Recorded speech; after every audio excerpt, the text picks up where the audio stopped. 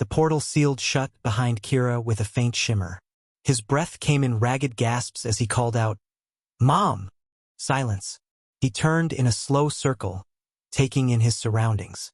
Towering trees with faintly glowing green bark stretched endlessly around him, their canopies so thick they swallowed the sky.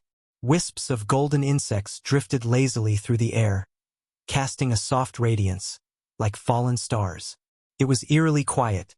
No wind, no rustling leaves, just an unnatural stillness. "Where am I?" he whispered, but the only reply was the echo of his own voice. A strange feeling tugged at him. This place, he didn't recognize it, yet somehow it felt familiar, as if it had been waiting for him. He wandered forward, his boots pressing into soft moss, drinking in the mesmerizing beauty of the forest. His mother's face flashed in his mind. Was she safe? Had the golden lion protected her? His chest tightened, but he pushed the fear aside. Then, a voice, gentle yet unmistakable. "Kira." He froze. The sound seemed to come from everywhere and nowhere at once. "Who's there?" he called, scanning the trees. The voice didn't answer, but a soft, shimmering glow pulsed in the distance, beyond the trees. Drawn forward, he followed it until he emerged into a small clearing. A lake stretched before him, its water unlike any he'd seen before, liquid silver, rippling in slow, rhythmic waves. Tiny droplets hovered just above the surface, glowing like captured moonlight. His reflection stared back at him from the water's edge, his silver eyes glimmering in the soft glow. Then, without warning, a hand shot out from the depths and seized his wrist. A violent force yanked him downward. Cold water rushed over him as he plunged into the abyss. Panic surged through him, his limbs flailing, bubbles escaping his lips as he screamed. There was no bottom, no end, just an endless void of water pulling him deeper, faster. His eyes darted wildly. A faint green light flickered below. A small stone, sinking just beyond his reach. Without thinking, he stretched his fingers toward it. The instant his fingertips brushed the stone, everything vanished. Kira gasped, his back hitting soft grass. He lay sprawled on the ground, staring up at an endless night sky. A giant silver moon loomed above, illuminating a calm, mirror-like expanse of water that stretched infinitely in all directions. "How did I get here?" he murmured, pushing himself up.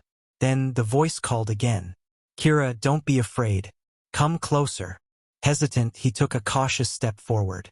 Before he could react, another hand shot from the water, grasping his ankle. A strange sensation surged through his body. His feet lifted off the ground, his body hovering weightlessly above the water's surface. His pupils dilated, turning pure silver as images flooded his mind. Visions of the past, a vast, mystical forest unfolded before Kira. He saw the warrior king, his grandfather, kneeling before a radiant woman. Aria, the queen of the druids. Her emerald eyes shimmered softly, her presence both powerful and serene. She placed her hand in his, and vines of glowing energy wrapped around their fingers, sealing their bond in marriage. The vision shifted. A newborn baby lay in the arms of the druid queen, his tiny fingers grasping at the air. A smile graced her lips, but in the shadows, eyes watched with growing unease. Another shift. A great hall loomed before Kira, its towering pillars carved with battle scenes, torches casting flickering shadows across the stone walls. A man stood before the throne, a warrior with broad shoulders and piercing eyes, yet his expression was grim. Before him, the king sat in silence, his face lined with frustration. "My king!" A man beside the throne spoke, his voice smooth and coaxing.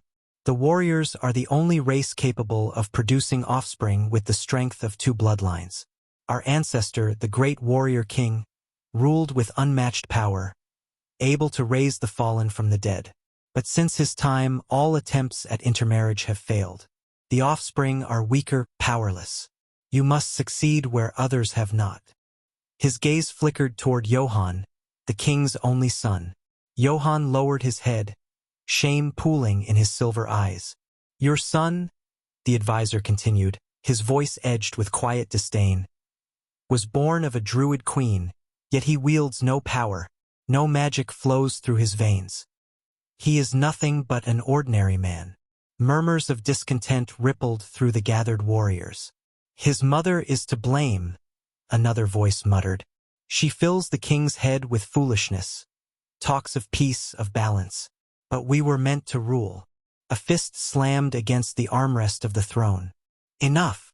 The king's voice was heavy, but the fire in his eyes was dim. He turned to Johann, his disappointment unspoken but palpable.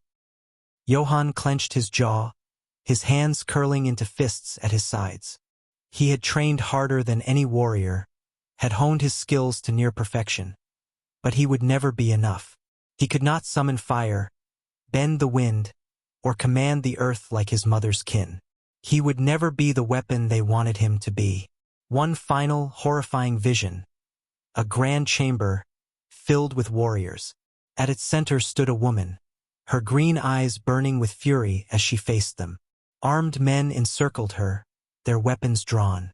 Behind them, a man lingered in the shadows, his gaze dark with contempt. Aria, the queen of druids, weakens our king's mind, he murmured.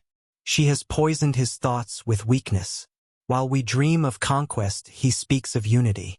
We are the strongest of all races. We should rule this world, not beg for peace. His voice dropped into a whisper, sharp as a blade. She must die. The vision blurred as steel flashed through the air, descending toward the queen. Kira screamed. His body lurched forward, and suddenly he was falling. The endless sky, the water, the stars, they all rushed toward him. But instead of plunging into the depths again, his feet landed gently on the surface, as if the water itself had solidified beneath him. A figure stood before him. She was tall and regal, her long hair the color of fresh leaves, a crown of woven branches resting upon her head. Her glowing green eyes studied him intently. "So," she said, her voice soft but powerful, "you are finally ready to see me." "Who are you?" Kira asked, breathless. "Are you the spirit of the woods?" She smiled. "I am much more than that, Kira. I am your grandmother, Aria, queen of the druids. I was there the night you were born.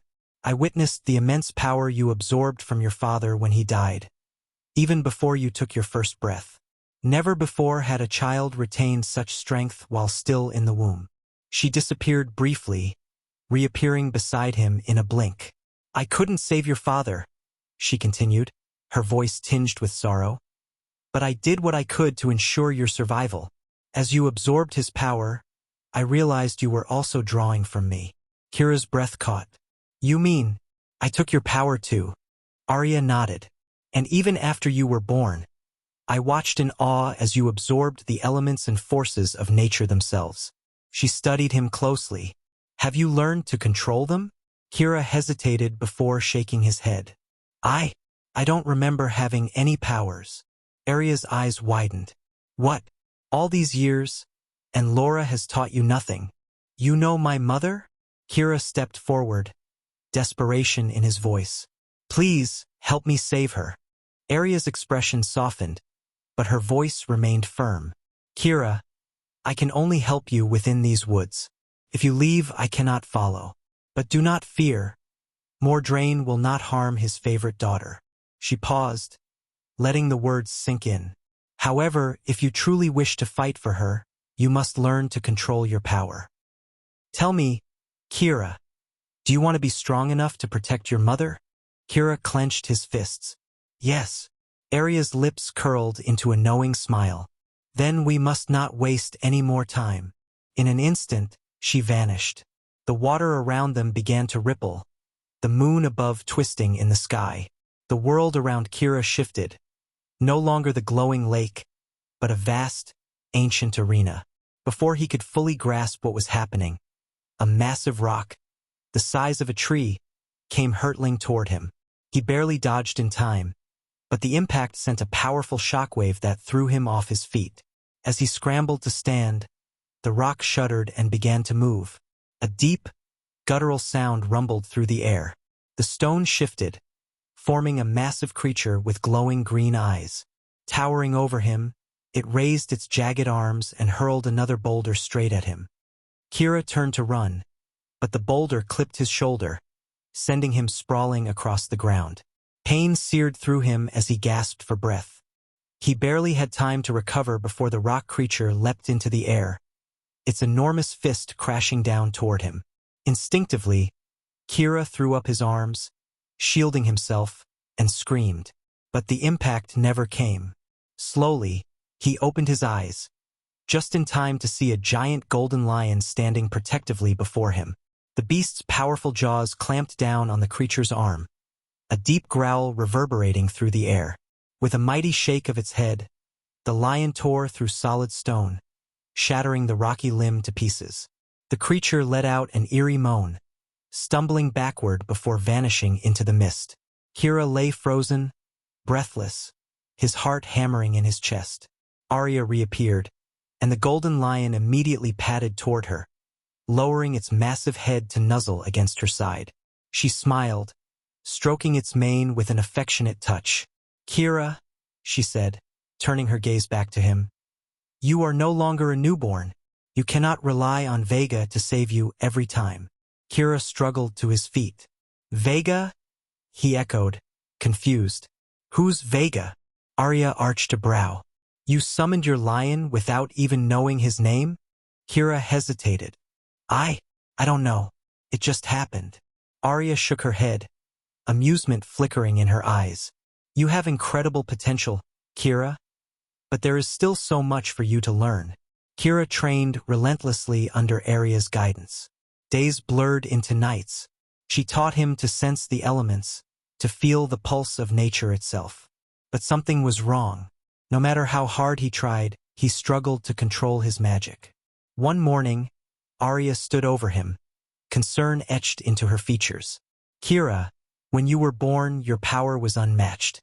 But now," she shook her head, "something is blocking you."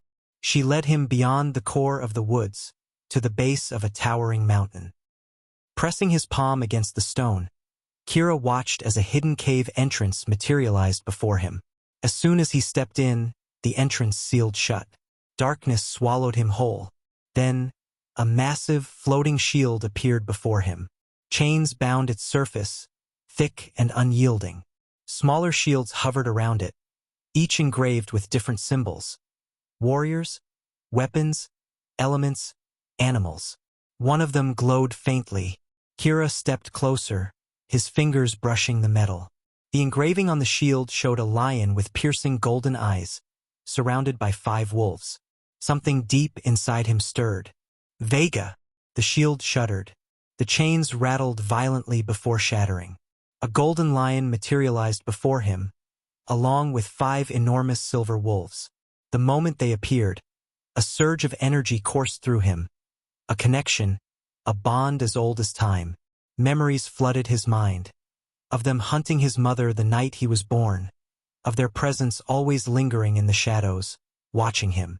He turned back to the chain shields. He tried again and again to break another, but they refused to budge. Even when he ordered Vega to attack, the lion's claws passed through the chains like mist. "They're not real," Kira realized. "I'm the only one who can touch them." He clenched his fists. The answers lay somewhere within these chains, and he would find a way to break them.